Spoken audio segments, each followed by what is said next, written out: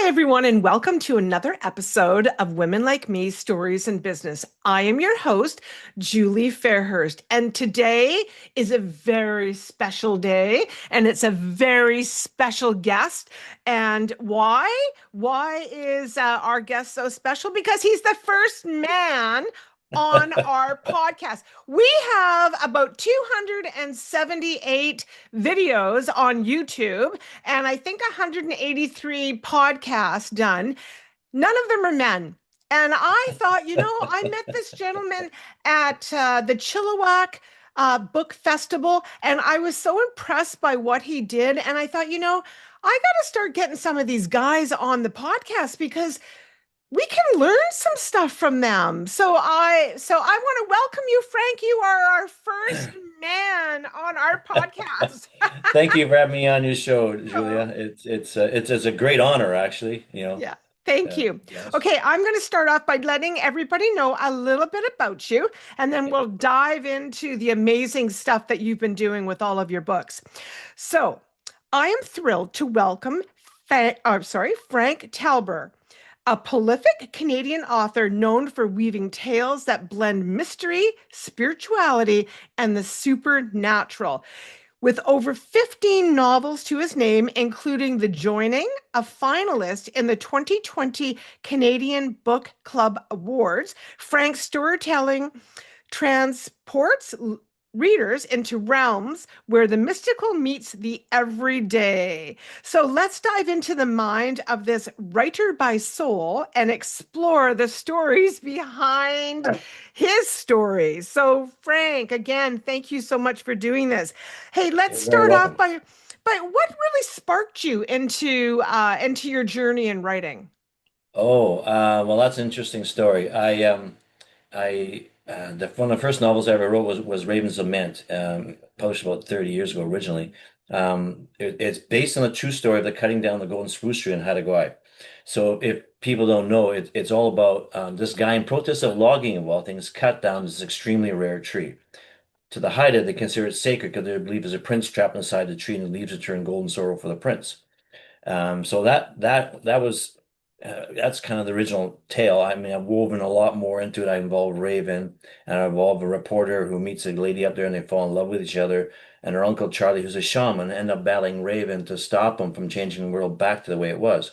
So after that story came out, I went over to the Victoria Museum, and if you've ever been there, the downstairs room is where all the totems are. And it's kind of a dark, quiet room.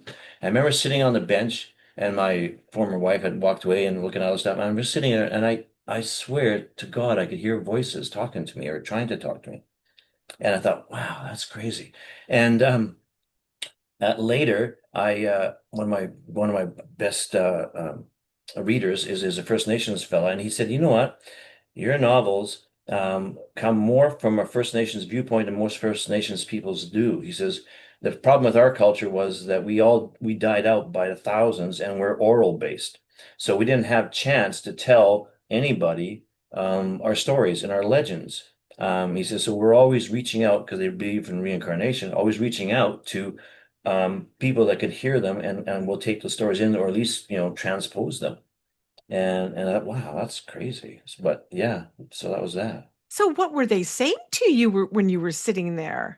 Well, I don't remember. That's 30 years ago, but I do remember it's I could hear these whispers and voices and I'm Ah. thinking they're trying to communicate with me. And I had kind of I had just read 2 weeks earlier that article and I kept it because I keep a lot of articles, clipped them out. And I went back to that and I thought, yeah, you know what? Something's compelling me. So then after that, I started doing Mm. tons of research on traditions, beliefs, especially the Haida in particular. And I've always said if you want to work on something, do a lot of research because the research not only gives you an idea for the story, but it also develops other ideas down the road as well. And it gave Right. me a lot of ideas and different, crazy things. People say, I don't know how you sleep really, because the stuff you come up with is insane. Yeah, yeah, I said, yeah. I know that's how I work. Wow. And but before that, you were writing, were you? Yes, yes, I was. So originally, I was in high school. I'm in my 60s now. And I was in high school, and I took a creative writing course in grade 12. And I thought, oh, this is easy because I kind of like writing, and I wrote some stories, and people loved them. And And then the opening day of the class, I always remember this. So the teacher says, here's your course material. And of course, me, I open the book and it's just lined paper. And I put my hand up. I said, excuse me. I said, there's nothing in here. He goes, yeah, your job's to fill it. I said, what? He says, yeah. He says, so 20 minutes of each class, you write. The whole idea is subconscious writing. So he's trying to teach you the circular thing. Just write. No Yeah. grammar, no punctuation. Just get it down. And eventually the flow starts happening. And I always remember to myself, the first couple of days I wrote, well, the walls are still blue. There's a blonde girl in front of me. I haven't asked her out. I'm too shy. Stupid things, right? But then it kicked in. And after before the end of that class, I would sit down and write two, three, four, five, six, 7 pages. I was just like pouring it out. And it Wow. was and that was the whole idea. Now if I'm working on an idea or something, I can just sit down and just pound it out instantly. In fact, another funny story, my dentist, he um he said to me, so, and I've known him for like 20 years, and he loves my writing. He goes, well, why aren't any dentists in TV series? I said, well, you guys are all kind of like dweebs. He goes, yes, that's right. He says, give me a story. So I did. So I wrote that afternoon. I pounded out a story about this dentist that meets this alien guy that's got like a set of too many teeth because I did the research, and then he starts looking after looks goes to this guy. And the guy's kind of stranded on Earth, so they become friends, golfing buddies. He at one point he enters his garage because he sees a weird vessel down there, which is the ship that's broken down, and he gets so the guy's alarm system goes off. It transports him back in time to dinosaurs, and then the guy's got to come rescue him. So, and he said, "You wrote that in one afternoon?" I said, "Yep." And then after that, I started doing all the research about the proper tools he'd be using, that kind of stuff, just to make it Yes. accurate. Yeah. So, yeah. And then I actually then wove it into another just last year, another event came up called "Put Yourself into a TV Series." So I used that story, I shortened it, and I wove it into a Doctor Who show. Okay, hang on. I got this. So then they made that. So I put myself back in the time of Wow. dinosaurs, yeah, and she wove in the time Doctor Who's time box, and me running away from the dinosaur. Wow. Well, you've got, I mean, that's part of the problem I think I find. I mean, my writers are writing true life stories, so it's a Yep, little bit more emotional, I'll like say, memoirs, yeah. for sure. But they do have difficulty with that creativity and where to start and how to get the flow and how to get the hook and those kinds of things. But you seem to have, I mean, I can't believe how the creativity just flows to It you. does. It does. And like originally from that course in grade 12, I'll tell anybody if you want to be a writer, because I've had a lot of people see me at events, go, oh, I want to write, I've got a book I want to write. Then just sit down and write. Commit to, like 20 minutes. You just write. Don't Yeah. worry. You can do the grammar, the punctuation. I mean, if you do write by hand, I still write by hand. And then I put it on my computer. That stuff comes later. Just get it out. Just so that because instead of stop and go, oh, I need a period. No, just write. And then Yes. once you kind of get into that flow, that rhythm, it's kind of like the universe is, the whole circular thing. And it works. For me, it works crazy. I agree. And that's the thing. Editing can come later. All Oh, of yeah, those things just you don't have anything to edit if you can't get it onto paper. that's right. And it's funny you say that because often I'll write the end scene first and then I'll work backwards to that one. Like I'll not always, but most of the time I'll write an end scene to a book I'm Um, thinking of. And then I yeah. get, okay, so now I got to go backwards and figure out how to get to there. Yeah. Wow. It's What wild. what so you've got 15 books in total, was I right? Yeah. Yeah. Okay. Yeah. And so what's your favorite? Like I know I've Um, asked other people and they're like, "Oh, that's like asking what's your favorite child, but we all Oh no, have a it's true. favorite We child." do. Mine's The Lure, which I wrote after The Raven's Lament. It's book two in a series with Charlie Stillwaters. It's a three-book series. So it's based on another urban legend that the Coast Salish have that out in Stanley Park, they believe there's been a witch transformed and trapped in a rock. That's their legend. And that came from Pauline Johnson, which in her time, this is the 1910s, 1920s, she was like a cutting edge feminist. And she befriended Joe Capilano, the chief, and he told her all the stories. And they were put into a book called The Legends of Vancouver. So if you're into that kind of stuff, check that out. So Oh. she was the first one he told all his stories to, Legends of Vancouver. Okay. And the lure's in there. So I read that one and it tweaked me. So basically the book opens with a female detective who's now into another series of mine, Carol Ainsworth. She's kind of taken over, done a lot of stuff. She does ghost stuff and thing and investigations. I mean, she's a person. So we have the Vancouver's mayor's dead. Opening scene: Vancouver's mayor's dead. Wife and child are missing. No clues, and she's on stakeout trying to figure out what the hell happened here. And that scene originally was written for the Vancouver Sun. They had a weekly contest. They put a scene up and you had to write to it, and if you got accepted, then they use your scene for the next one. And I wrote into every single one of those. I never got it. Well, I made the finals in a couple of them, but I never got accepted. Anyways, so the shaman shows up, Middle Night Charlie, and goes, the clues are all there. You just don't know what you're looking for. And he virtually vanishes in front of her. Only he's left clues. He knows exactly what he's talking about. So she's got to find this guy. But how do you track down a shaman of all things, right? So she starts doing investigations, and it's tied into another urban legend that we have that people say you go out drinking, you get good and drunk, and you don't remember crap about the night before. So in a bar right next to Stanley Park, if you get drunk enough, spirits are hanging out. They take over your body and use it for whatever they use it for until you sober up, if they let you sober up. And one of them's the Hells Angels type guy that's come back for revenge against his mates that offed him. He's the guy that has inadvertently released the lure. And that's why Charlie's there. So he's trying to figure out what to do with her and how to get her back. Because she's like, I made her like a succubus. So she lives off of people's like sexual energy and stuff. And she's trying to absorb enough so that she can come back to our reality now. And of all the books I've written, that's by far my favorite. Wow. Wow. Why is that not a movie? Oh, I know. I'm trying to get my stuff into movies right now.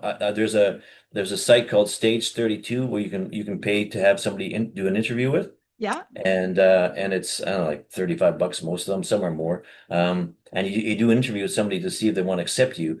My biggest problem right now is I love writing books. Writing a script I haven't done yet. So some of Ah, them will just take the book and then use the script writer they have. yeah. Um, but yeah, all my work is very visual, and Yes. I love doing lots of research as well. Yeah. I learned this from an old Western author, Louis Lemire. I hate Westerns. I tell everybody I write in every single genre out there except Westerns because I hate riding horses. And, but he said, if I set you, and I read this in the back of a book of his that my friend was reading, if I set you in a pub in 1862, that town, that pub, that creek, they were all there at that time. And I thought, I really admire that. So when I started writing novels, if I put you on a street corner, if I put you on a scene like the scene at Stanley Park in the Lure, Yeah. everyone that's read that scene go, wow, I've been there and it's exactly like you say, and I could see everything happening around me that you described. And I said, that's just, I'm very visual. And I also believe in weaving all the senses into a scene too to make it, Yes. as accurate. And actually, I had one guy who read Ravens Lament. He lived up in Haida Gwaii, and he said to me one time, so that scene, where the pub is and the street corner and the second floor of the pub, it's exactly how like you say it is. How much time do you spend up there? I said, be honest, I haven't even gone up there yet. I'm going up there next summer to do my research more to see how accurate it is, so I can Yeah. use it for another book. And he goes, wow, it's Yeah. crazy. But Wow. Wow. I love the research thing. I've yeah, talked to a couple of other writers who do a lot of research for yeah, their writing and yeah, to be able to get that where people can really connect, especially if you're writing, like you say, around Stanley Park or yeah, Haida Gwaii, in yeah, areas that a lot of people might be familiar with, and to be able to go, wow, I see that, I see exactly yeah. what you've done there. That's Yeah. just amazing. Thank you. What challenges have you faced in your writing career, and how have you overcome them? Um, Probably the biggest challenge is I've been with three other publishing houses. I'm with one right now, Wild Rose Press, which is huge. I think they have 600 authors. The biggest problem now is with the way the whole industry is changing. You get a lot of hybrid presses, and I people asking me questions about that. Some are good, some you have to be really careful. Most of my problems are currently self-published. I was with one. The biggest problem I have with most publishing houses, unless they're massive, and that's what I'm trying to get into now, is they don't spend a lot of time doing the covers. So if you probably see some of those covers behind me there. Yes. Um, I use a company to make my covers, And when people walk up, they go, "Wow, those covers are stunning!" And so then they want to grab the book and take a look, see what it's all about, or I'll explain it.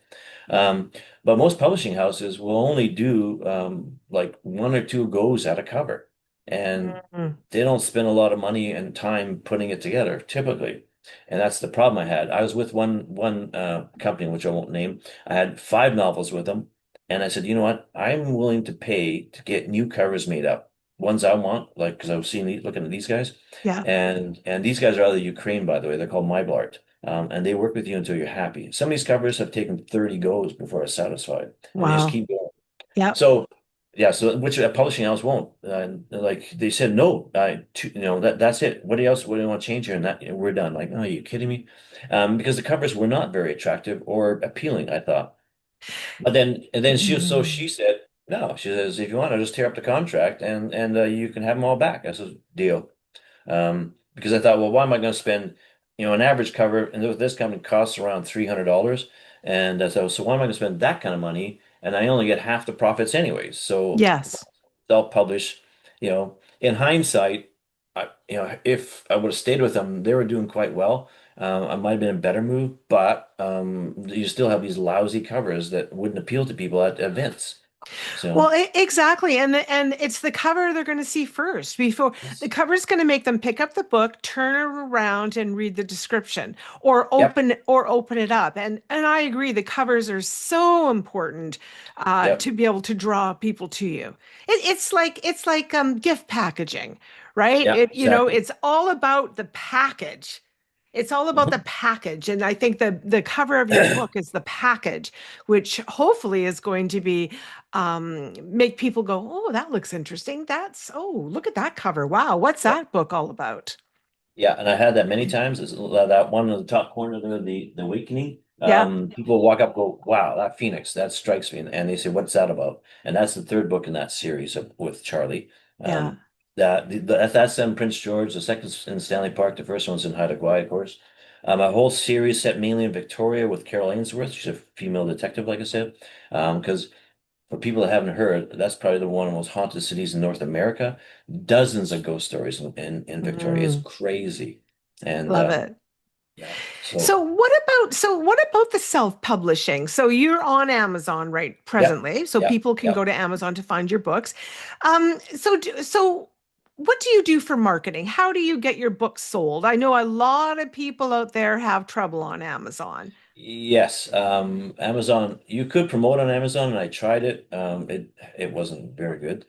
Typically, I go to book events. I do. I'm actually in the middle now of also getting audiobooks made up. I've had Yes. two out, and I got about now three or four more. All of them will be because I have so many people now saying, "Oh, I just do audio," because as you know, they're driving to Vancouver Yeah. and they want to listen to a book.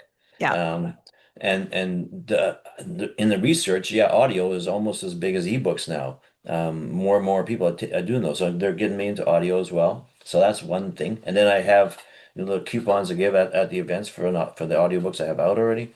Um, Most of the time, I'm just advertising, promoting self on Facebook, on TikTok, Instagram, all the sites I can think, LinkedIn, all those sites. Yeah. Typically, is what I'm trying to do with all my Yeah. stuff. Yeah. Yeah. So It's a it's yeah, the traditional publishing houses, if you hit one that can yeah, take you there, then you can get there. But yeah, I find for myself, we just do self-publishing ourselves. So yeah, and it works for what we're doing yeah, for yeah, sure. Yeah, for yeah, sure. same. So what advice would you give to aspiring writers? Oh, well, simply don't give up. I had 398 rejections, but for my first novel, Raven's Lament was accepted by that company I was talking about. Honestly, I was also had about 80 short stories published so far already, and I just keep putting them out there. There are sites, if anyone wants to contact me on my email, there are sites that send weekly updates about people looking for contests and short stories you can submit to. Basically, don't give up. If this is something you love to do, I mean, the story of Stephen King is a perfect example. His first novel, Carrie, he sent it out to some like 30 some publishing houses, and then and he was an English teacher, and he threw the novel in the garbage. He says, "That's it, I'm done. I give up." And his wife said, he said, "I'm just going to do an English teacher." She says, "No, you tell me you're a writer, you stick to it. So you pick that damn thing up and take it one more time, send it out there. The next publishing house is the one that accepted him." Wow. Yeah. Yeah. You just don't know what's around the corner. Yeah, exactly. So I just keep Yeah. putting it out there. Like I said, I submit lots of my short stories to contests, and when people ask me for a list of my credits, I have about 4 pages in there because of all the stuff.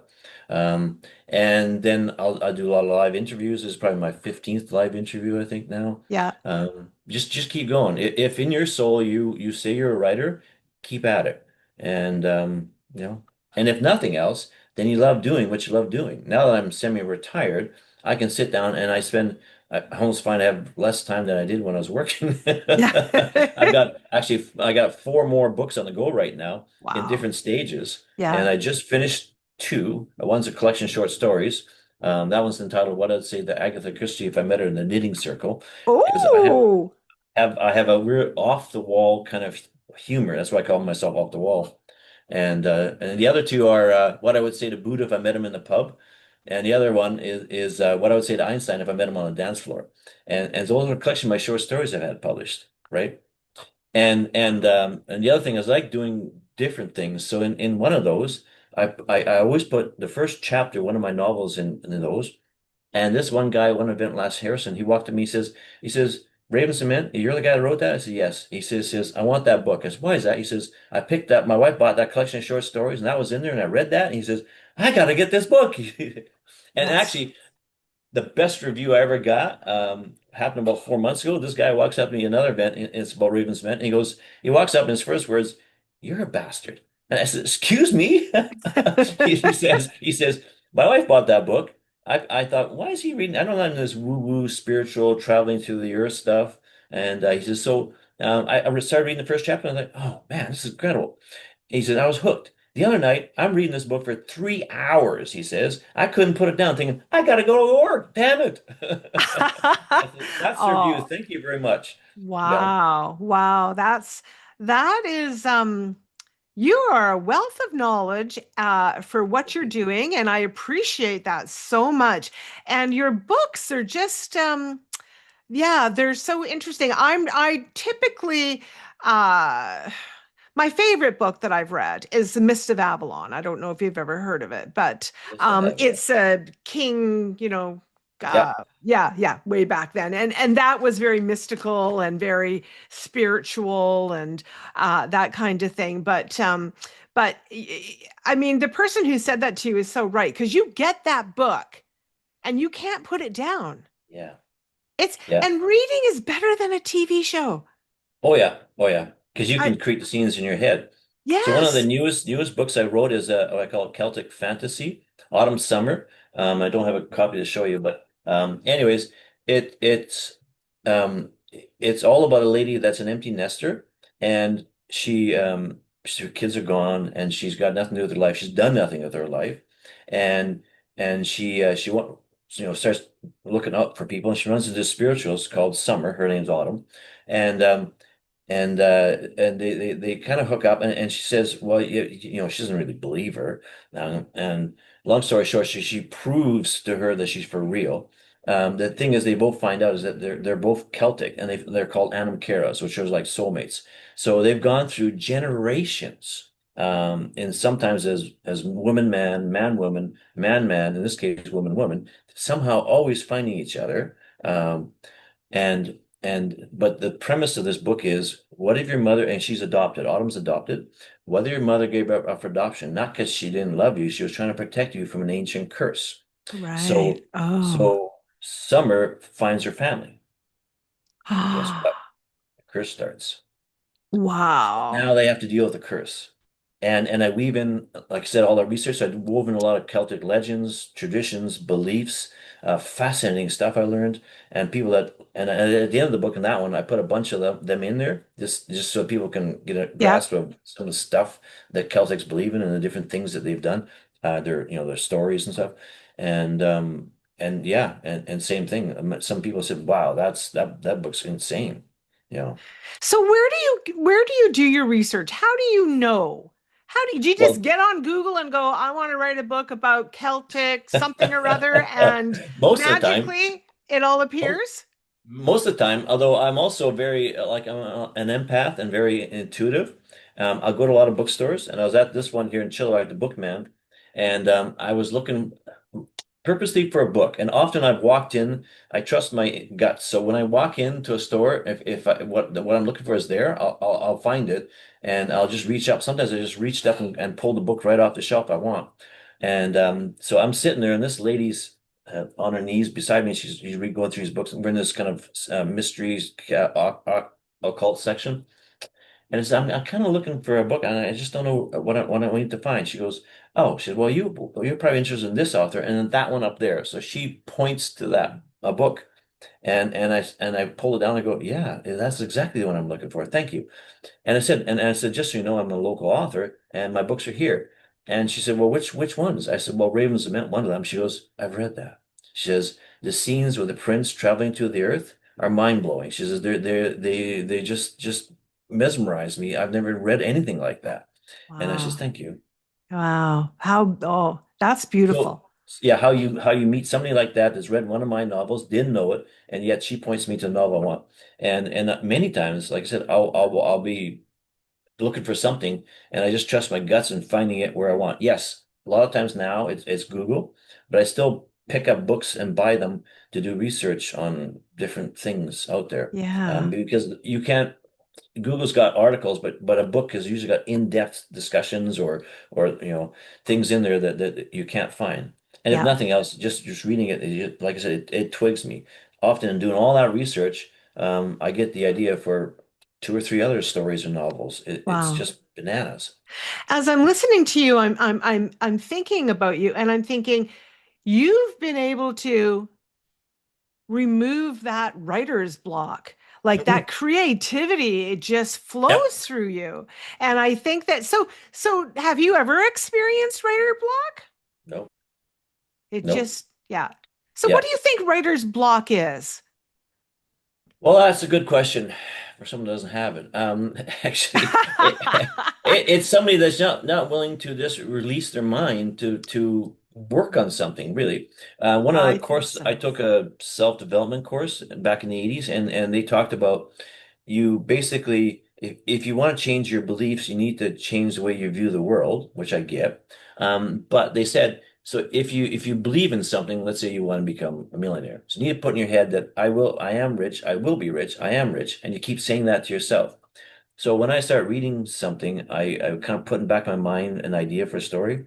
Like that whole thing about autumn summer was about it started with I read it somewhere just a line that this guy finds out his wife's having an affair with another woman. He didn't know about it for 30 years.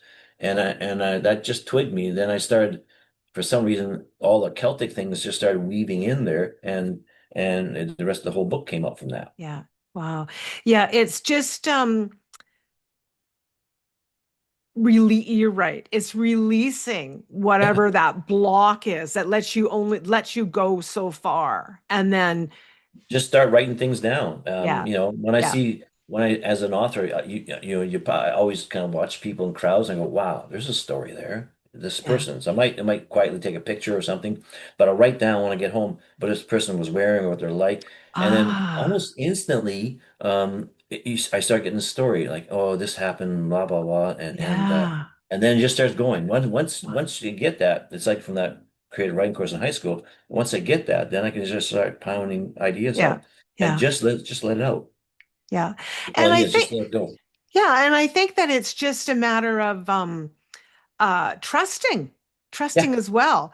I Yeah, do. and curiosity, because I do the exact same thing. I have always been so curious about why Yes. people do what people do. Yeah. And I know some of my girlfriends earlier in life, I would they'd be going, why are you even talking to that person? And I go, well, because they're so interesting. I just want to know Yeah. why do they think these things that they think? Yeah. And wear what they wear and act the way they do. And Yeah. and and and, and as a writer, my head's already thinking, well, what started that belief? Where did they come from to do that in their Yeah, lives? yeah, You know? yeah. I know. I even throughout my day, and I bet you do the same thing. I'll be standing at the till watching Yep. the cashier, and I'm Oh thinking, yeah. what's going on with her today, or him? Yeah, all the What's time. the Yeah. story? There's a Yeah. story there. There's And always a story. always a story. And some of the cashiers are, you can tell that they're upset, or like, oh man, I'm just doing Yes. this job because I have to. But then in my head I'm thinking, so why are you in this position now then?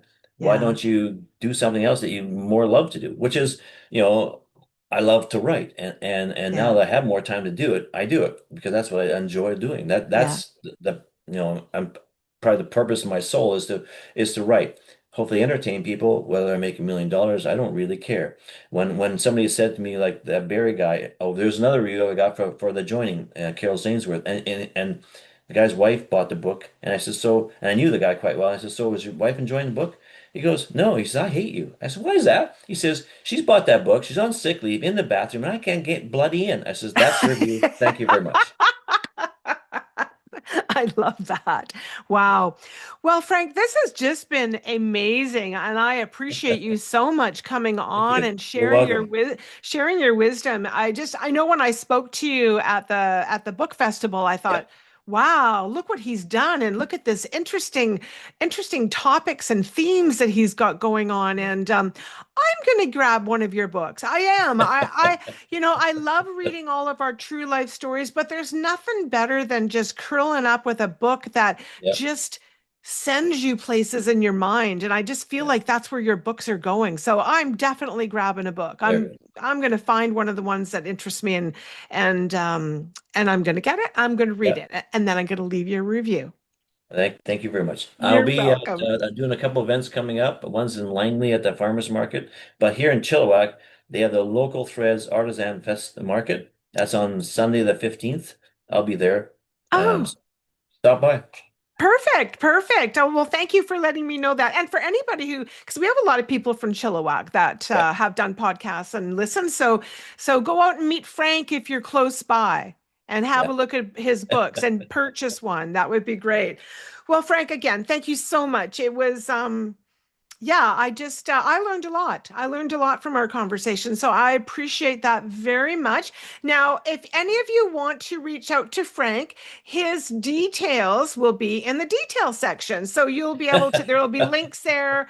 You'll yeah, be able to find his books easily. As he said, if you want some information, he's happy to chat with you.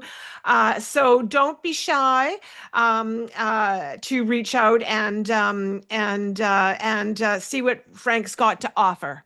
yeah. And I love true stories for people because I've always said you can't write the stuff that some people have lived or experienced. And I've woven several of those stories that they've told me into my books. Oh, In fact, autumn, summer, and there was a lady at an event, if I got enough time, and she said, "Well, I don't have any ghost stories because I was talking about ghosts. She says, but I have this story." So she says, I found out on my wedding day I'm adopted. I said, "Are you kidding me?" And so oh, she said, so we're in Ottawa, and my husband would go to his graveyard, visit his mom, and lay flowers and talk, and I just always wander off. And I always stopped by this one gravestone that always somehow appealed to me. I don't know why, I hadn't a clue. And I kind of looked at this woman's grave. And after I found out adopted, I thought, I'm going to research that name. That's her mother. And wow. she found out later, she met the brother and sister looked just like her, and they said, "Oh yeah, she gave someone up for adoption." So I wove that true story into Autumn Summer because it was such a fascinating story, and it just twigged my mind, like, whoa, you know? Wow, wow. That's You are a very creative person and obviously intuitive as well. So, Yes. wow, that's great. Okay, well, Frank, thank you so much for doing this. Everybody, make sure that you check out Frank's details in the details Thank you. section and grab one of his books. Take care till next time.